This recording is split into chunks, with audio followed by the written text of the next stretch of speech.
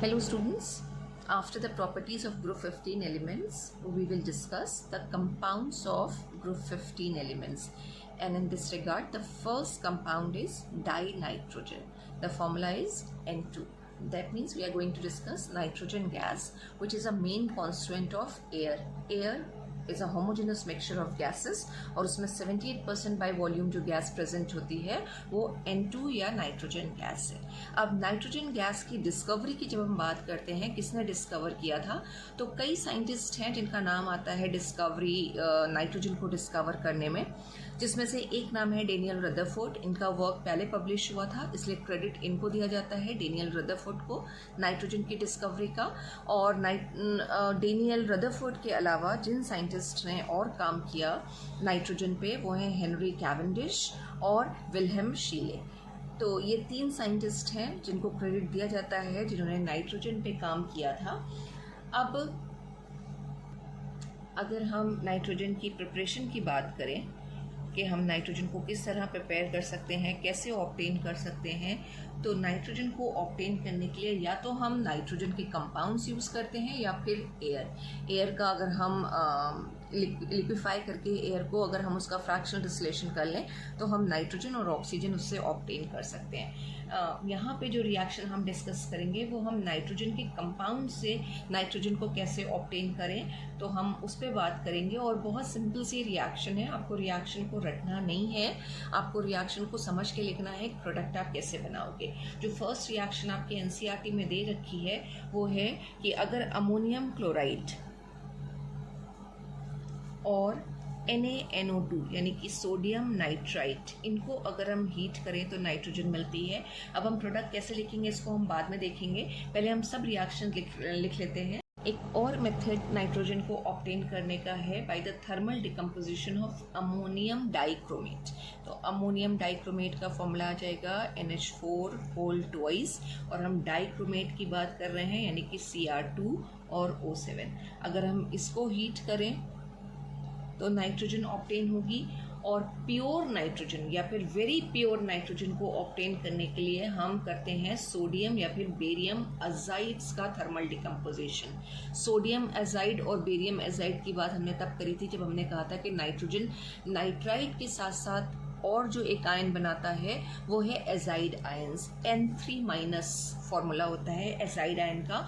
तो barium azide का formula क्या आ जाएगा, Ba और N3 whole twice.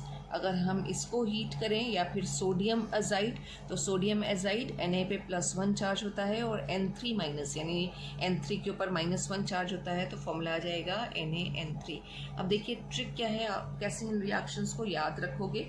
First reaction की अगर हम बात करें NH4Cl + NaNO2 की, तो यहाँ पे हाइड्रोजन और ऑक्सीजन रिएक्टेंट साइड में प्रेजेंट है। तो जब भी हाइड्रोजन और ऑक्सीजन प्रेजेंट हो आप पहले उसमें से वाटर मॉलिक्यूल निकाल लीजिए। ये वाटर मॉलिक्यूल हमने निकाल लिया, और कितने वाटर मॉलिक्यूल हम यहाँ पे निकाल सकते हैं, 4 हाइड्रोजन है इस साइड में तो हम 2H2O 2 वाटर मॉलिक्यूल निकाल सकते हैं। तो ये H4 और O2 निकल गया। अभी हमारे पास क्या बच रहा है, यहाँ पे N है और Na है, Cl है और एक N यहाँ पर है। तो ये N कंबाइन करके क्या बना लेंगे, N2 आ जाएगा प्लस NaCl। तो आपको रिएक्शन इसी तरह से ही लिखनी है, आपको रटना नहीं है रिएक्शन को। अब अमोनियम डाइक्रोमेट को जब हम हीट करें तो हमारे पास प्रोडक्ट किस तरह से आएंगे, तो अब यहाँ पे इस साइड में भी हमें देखना है कि हाइड्रोजन और ऑक्सीजन अवेलेबल है। और कितने हाइड्रोजन है अगर हम देखें तो 4 2 8 हाइड्रोजन आ रहे हैं। 8 हाइड्रोजन से हम कितने वाटर मॉलिक्यूल निकाल सकते हैं, 4H2O 4 वाटर मॉलिक्यूल निकाल सकते हैं। तो 4 ऑक्सीजन निकल गए इधर से और हाइड्रोजन निकल गए हमारे। अब हमारे पास क्या बच रहा है, 2 N बच रहे हैं, Cr2 है और O3 है। तो Cr2O3 क्रोमियम ट्राईऑक्साइड बन जाएगा, Cr2O3 + 4H2O, और जो N है वो मिलके बना लेंगे N2। तो ये हमने प्रोडक्ट्स बना लिए। अमोनियम डाइक्रोमेट को हीट करने से भी हमें नाइट्रोजन मिलती है, और ये दो रिएक्शन जो हैं वो वेरी प्योर नाइट्रोजन ऑब्टेन करने के लिए हैं, या प्योर फॉर्म ऑफ नाइट्रोजन को ऑब्टेन करने के लिए हैं। वेरी प्योर नाइट्रोजन मिलेगी जब हम अजाइड के सॉल्ट्स का थर्मल डिकम्पोजिशन करेंगे। तो अब यहाँ पे भी क्या आ रहा है, Ba है और N3 होल ट्वाइस है, ठीक। तो Ba अलग हो गया प्लस N3 होल ट्वाइस हमें N2 बनाना है। कितने मॉलिक्यूल्स या कितने मोल्स आ जाएंगे? 3N2। सेम वे अगर हम सोडियम अजाइड के सॉल्ट को हीट करें तो हमें क्या प्रोडक्ट्स मिलेंगे? N3 से तो हम N2 बना लेंगे, लेकिन अगेन प्रॉब्लम क्या है, यहाँ पे 3 है और यहाँ पे बैलेंस नहीं होगा, तो हमें यहाँ पे क्या करना पड़ेगा? इसको बैलेंस करने के लिए 3N2, और जब हम 3N2 करेंगे तो यहाँ पे भी बैलेंस करना होगा। दिस विल बिकम 2Na, तो this will be 2Na plus 3N2। तो इस ट्रिक से आप रिएक्शन कोई भी लिख सकते हैं, और ये रिएक्शन जो हमने लिखी है इसी तरह से ही लिखी है, आपको रटना नहीं है। आप देख के हाइड्रोजन ऑक्सीजन वाटर मॉलिक्यूल निकालिए और फिर बाकी के प्रोडक्ट्स को बना लीजिए। तो these are the reaction which are use for the preparation of dinitrogen. Preparation के बाद हम इसकी प्रॉपर्टीज़ की बात करते हैं। तो डाइनाइट्रोजन को हम बोलते हैं एक कलरलेस, ओडरलेस, टेस्टलेस और नॉन टॉक्सिक गैस कहलाती है। ये कंबशन को सपोर्ट नहीं करती है, इनफैक्ट ये जो है इनर्ट होती है रूम टेम्परेचर पे। और इनर्ट क्यों होती है? क्योंकि जो नाइट्रोजन का मॉलिक्यूल है वो N ट्रिपल बॉन्ड N के फॉर्म में एग्जिस्ट करता है। नाइट्रोजन एटम के बीच में ट्रिपल बॉन्ड आती है, और ट्रिपल बॉन्ड होने से बॉन्ड डिस्ट्रेशन एंथैल्पी इंक्रीज कर जाएगी, और बॉन्ड डिस्ट्रेशन एंथैल्पी अगर ज़्यादा होगी तो जो नाइट्रोजन का मॉलिक्यूल है वो हायर टेम्परेचर पे ही ब्रेक होगा। तो इसको N2 को हम बोलते हैं एक इनर्ट गैस। और जब हम इसके यूजेस की बात करेंगे तो हम देखेंगे कि ये गैस मोस्टली काफ़ी इंडस्ट्रीज़ में यूज़ करी जाती है, जहाँ पे इनर्ट एटमॉस्फेयर को क्रिएट करना होता है, जैसे आयरन इंडस्ट्री, स्टील इंडस्ट्री और मोबाइल वगैरह की जो सोल्डरिंग करनी होती है, वहाँ पे भी अगर इनर्ट एटमॉस्फेयर की ज़रूरत है तो नाइट्रोजन गैस को ही यूज़ किया जाता है। नाइट्रोजन के 2 स्टेबल आइसोटोप हैं, ये आपने पहले भी पढ़ा होगा, 7N14 एंड 7N15। ये 2 स्टेबल आइसोटोप्स इसके आते हैं। और नाइट्रोजन की जब हम सॉलेबिलिटी की बात करते हैं तो वाटर में इसकी सॉलेबिलिटी बहुत ही लो होती है। नॉर्मल एटमॉस्फेरिक प्रेशर पे नाइट्रोजन की सॉलेबिलिटी पानी में, वाटर में बहुत कम आती है, लेकिन अगर प्रेशर को इंक्रीज कराएं तो नाइट्रोजन की सॉलेबिलिटी बढ़ती जाती है। तो ये तो इसकी कुछ फिजिकल प्रॉपर्टीज़ हो गई। अब अगर केमिकल प्रॉपर्टीज़ की बात करें कि ये किस तरह के कंपाउंड्स बनाता है, तो नाइट्रोजन मेटल्स के साथ कंबाइन करता है, और मेटल्स के साथ कंबाइन करके ये नाइट्राइड का फॉर्मेशन करेगा। मेटल के साथ कंबाइन करेगा तो आयनिक नाइट्राइड्स बनेंगे, और अगर नॉन मेटल्स के साथ कंबाइन करेगा तो कोवलेंट नाइट्राइड का फॉर्मेशन होगा। और ये रिएक्शन हमने कई बार लिखी है कि लिथियम को अगर हम नाइट्रोजन के साथ डायरेक्टली कंबाइन कराएं तो लिथियम नाइट्राइड बनता है। एल्कली मेटल्स में सिर्फ लिथियम ही लिथियम नाइट्राइड का फॉर्मेशन करेगा। सेम वे सेकेंड ग्रुप में मैग्नीशियम नाइट्रोजन के साथ कंबाइन करता है और आयनिक नाइट्राइड बनाएगा मैग्नीशियम नाइट्राइड। नाइट्रोजन हाइड्रोजन के साथ भी कंबाइन करता है और एक बहुत ही यूजफुल कंपाउंड बनाता है, और वो है अमोनिया, NH3।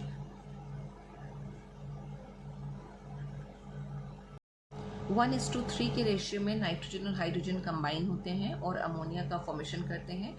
ये रिएक्शन अपने आप में एक नेम मेथड है अमोनिया बनाने का, this is called Haber's process. इस रिएक्शन को हम बाद में डिटेल में और डिस्कस करेंगे, क्योंकि अमोनिया भी आपके कोर्स में है और अमोनिया की रिएक्शंस भी आपके कोर्स में है। इस टॉपिक से आपसे जो क्वेश्चन ज़्यादातर पूछा जाता है और बोर्ड में भी काफ़ी बार ये क्वेश्चन आया है कि nitrogen is a gas whereas phosphorus is a solid, why? In fact ये क्वेश्चन ग्रुप 16 में भी बनता है। ग्रुप 16 यानी कि ऑक्सीजन फैमिली, इसी तरह के क्वेश्चन वहाँ पे होता है कि ऑक्सीजन इज अ गैस और उसके नेक्स्ट जो मेंबर है sulphur, sulphur is a solid, why? तो अब हम इस तरह के क्वेश्चन का आंसर कैसे देते हैं, उसके लिए हमें पहले स्ट्रक्चर देखना पड़ेगा।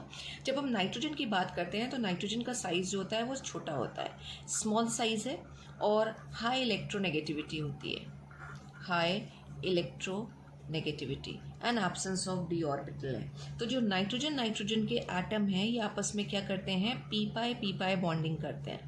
पी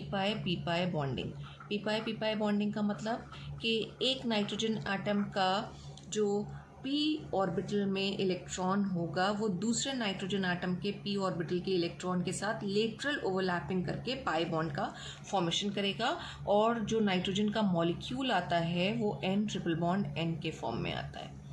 ठीक है। इसी तरह जब हम फॉस्फोरस की बात करें तो फॉस्फोरस का साइज नाइट्रोजन से बड़ा है। ठीक है, size is bigger and electronegativity जो होती है, इलेक्ट्रोनेगेटिविटी इज़ लो, नाइट्रोजन से कम होती है।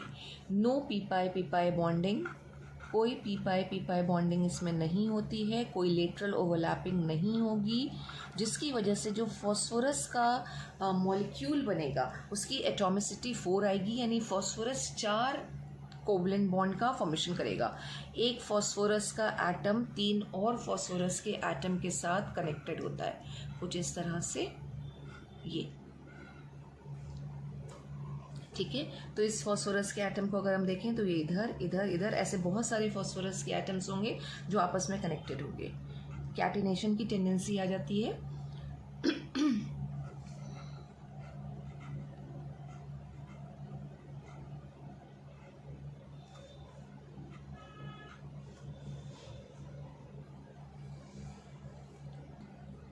अब नाइट्रोजन के जो मॉलिक्यूल्स होंगे, जैसे ये एक नाइट्रोजन का मॉलिक्यूल हो गया, ऐसे ही दूसरा नाइट्रोजन का मॉलिक्यूल होगा N2, इन दोनों के बीच में weak intermolecular forces of attraction होंगे।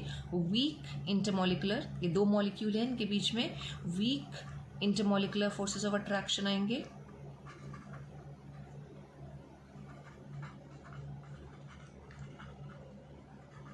जिनको हम वॉन डर वाल फोर्सेस भी कहते हैं।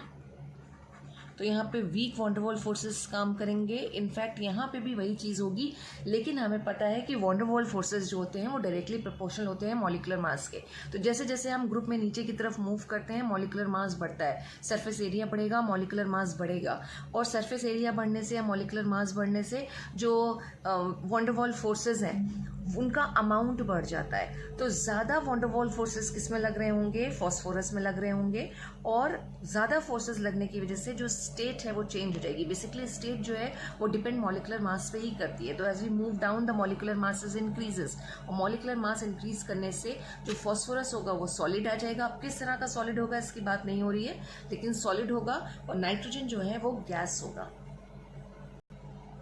तो आप इस तरह के क्वेश्चन का आंसर कैसे फ्रेम करेंगे? आपसे पूछा गया है कि एक पर्टिकुलर मेंबर गैस है और दूसरा उसी के ही ग्रुप में जो नीचे आ रहा है वो सॉलिड है, ऐसा क्यों हो रहा है? तो आपको बताना है कि जो पहला मेंबर है जो गैसियस फॉर्म में एग्जिस्ट करेगा, ठीक है, वो गैसेस फॉर्म में इसलिए एग्जिस्ट कर रहा होगा क्योंकि उसमें पी पाई बॉन्डिंग आ रही होगी, लेटरल ओवरलैपिंग हो रही होगी। लेकिन जो नीचे वाला मेंबर है उसमें लेटरल ओवरलैपिंग पॉसिबल नहीं होगी, मल्टीपल बॉन्ड का फॉर्मेशन नहीं हो रहा होगा।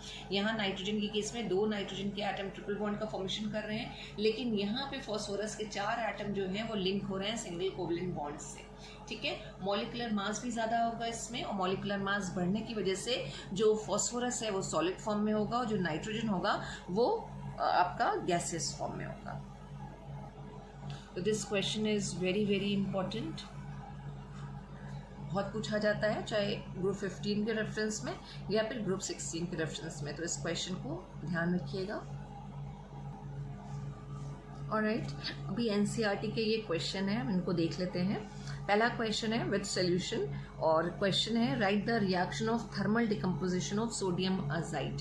तो अभी हमने सोडियम अजाइड का थर्मल डिकम्पोजिशन डिस्कस किया था, और इसके साथ एक इंपॉर्टेंट चीज़ भी डिस्कस करी थी कि अगर अजाइड के सॉल्ट्स का हम डिकम्पोजिशन करते हैं तो हमको प्योर नाइट्रोजन मिलती है, ये चीज़ ध्यान रखिएगा। और हमारे पास प्रोडक्ट क्या आएंगे थर्मल डिकम्पोजिशन से? नाइट्रोजन गैस और सोडियम। अब ये एक और इंटेक्स क्वेश्चन है यहाँ पे, क्वेश्चन नंबर 7.3 कि why is nitrogen less reactive at room temperature. तो नाइट्रोजन क्यों लेस रिएक्टिव या फिर इनर्ट है रूम टेम्परेचर पे? तो अभी हमने कहा कि जो नाइट्रोजन का मॉलिक्यूल है वो किस तरह से एग्जिस्ट करता है, या जो नाइट्रोजन का मॉलिक्यूल है उसकी एटॉमिसिटी कितनी होती है? 2। 2 नाइट्रोजन के एटम जो हैं उनके बीच में मल्टीपल बॉन्ड प्रेजेंट होता है, या फिर कहें ट्रिपल बॉन्ड प्रेजेंट होता है। ट्रिपल बॉन्ड प्रेजेंट होने की वजह से जो बॉन्ड डिसोसिएशन एंथैल्पी है वो काफ़ी हाई होती है, और अगर बॉन्ड डिसोसिएशन एंथैल्पी हाई हो जाएगी तो स्टेबिलिटी बढ़ जाएगी, और जब स्टेबिलिटी बढ़ती है तो रिएक्टिविटी डिक्रीज कर जाती है। स्टेबिलिटी में और रिएक्टिविटी में इन्वर्सली प्रोपोर्शनल का रिलेशनशिप है। तो bond dissociation energy of nitrogen molecule is very high, approx 950 kilo joule per mole होती है, due to the presence of triple bond in its molecule. That is why nitrogen is less reactive at room temperature. कुछ questions ये chapter के end में दे रखे हैं exercises, जिसमें 7.2 क्वेश्चन कह रहा है why does the reactivity of nitrogen differ from phosphorus. ठीक है। तो नाइट्रोजन और फॉस्फोरस के अभी हमने स्ट्रक्चर डिस्कस किए थे, बात करी थी कि नाइट्रोजन का जो मॉलिक्यूल होता है उसमें ट्रिपल बॉन्ड एग्जिस्ट करती है, और फॉस्फोरस जो है उसका टेट्रा एटॉमिक मॉलिक्यूल होता है, 4 कोवलेंट बॉन्ड बनती है। ऑर्डिनरी कंडीशंस में जो नाइट्रोजन है उसकी बॉन्ड डिसीजन एंथैल्पी काफ़ी हाई होती है कंपैरेटिवली फॉस्फोरस के। तो अगर नाइट्रोजन की बॉन्ड डिसीजन एंथैल्पी हाई है तो उसकी रिएक्टिविटी कम होगी, और फॉस्फोरस की बॉन्ड डिसीजन एंथैल्पी काफ़ी लो होती है जिसकी वजह से उसकी रिएक्टिविटी ज़्यादा होगी। तो इन दोनों में कौन ज़्यादा रिएक्टिव होगा? Phosphorus will be more reactive than nitrogen because the bond decision enthalpy of phosphorus is less than nitrogen. एक और क्वेश्चन है जो अभी तक हमने पढ़ लिया है, उस पर बेस्ड है, and the question is how is nitrogen prepared in the laboratory? Write the chemical equations of the reaction involved. कि अगर हमें लेबोरेटरी में नाइट्रोजन प्रिपेयर करना हो तो हम कैसे प्रिपेयर कर सकते हैं। तो अभी हमने ये रिएक्शंस देखी थी जिसमें से एक रिएक्शन थी कि अगर अमोनियम क्लोराइड और सोडियम नाइट्राइट का हम रिएक्शन कराते हैं तो नाइट्रोजन मिलती है, और अगर अमोनियम डाइक्रोमेट को हम हीट करते हैं, थर्मल डिकम्पोजिशन करते हैं, तो नाइट्रोजन ऑब्टेन होती है। तो these are the methods through which we can prepare nitrogen in lab. तो this is about nitrogen. Thank you so much students.